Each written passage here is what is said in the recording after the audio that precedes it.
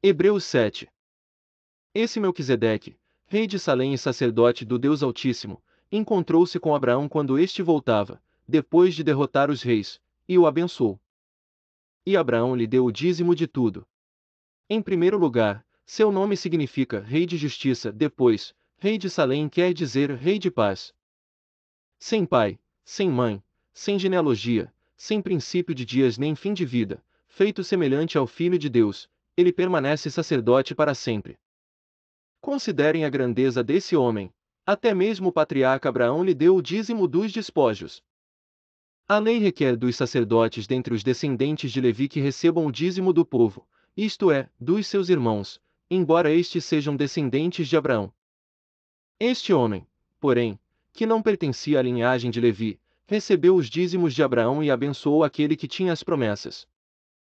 Sem dúvida alguma, o inferior é abençoado pelo superior. No primeiro caso, quem recebe o dízimo são homens mortais, no outro caso é aquele de quem se declara que vive. Pode-se até dizer que Levi, que recebe os dízimos, entregou-os por meio de Abraão. Pois, quando Melquisedeque se encontrou com Abraão, Levi ainda estava no corpo do seu antepassado. Se fosse possível alcançar a perfeição por meio do sacerdócio levítico, pois em sua vigência o povo recebeu a lei, por que haveria ainda necessidade de se levantar outro sacerdote, segundo a ordem de Melquisedeque e não de Arão?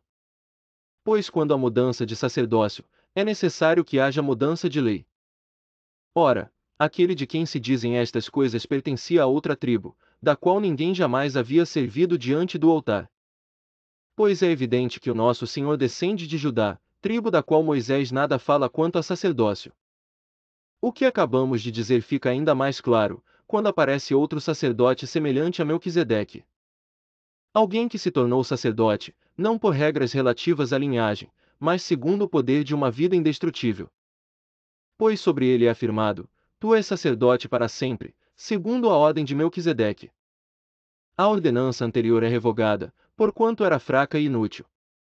Pois a lei não havia aperfeiçoado coisa alguma, sendo introduzida uma esperança superior, pela qual nos aproximamos de Deus. E isso não aconteceu sem juramento. Outros se tornaram sacerdotes sem qualquer juramento.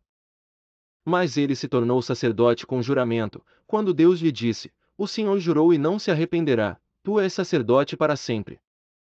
Jesus tornou-se, por isso mesmo, a garantia de uma aliança superior. Ora, daqueles sacerdotes tem havido muitos, porque a morte os impede de continuar em seu ofício. Mas, visto que vive para sempre, Jesus tem um sacerdócio permanente. Portanto, ele é capaz de salvar definitivamente aqueles que, por meio dele, aproximam-se de Deus, pois vive sempre para interceder por eles. É de um sumo sacerdote como este que precisávamos, santo, inculpável, puro, separado dos pecadores, exaltado acima dos céus.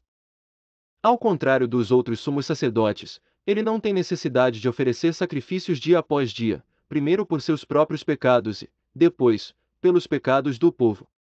E ele fez isso de uma vez por todas quando a si mesmo se ofereceu. Pois a lei constitui sumos sacerdotes a homens que têm fraquezas, mas o juramento, que veio depois da lei, constitui o Filho, perfeito para sempre.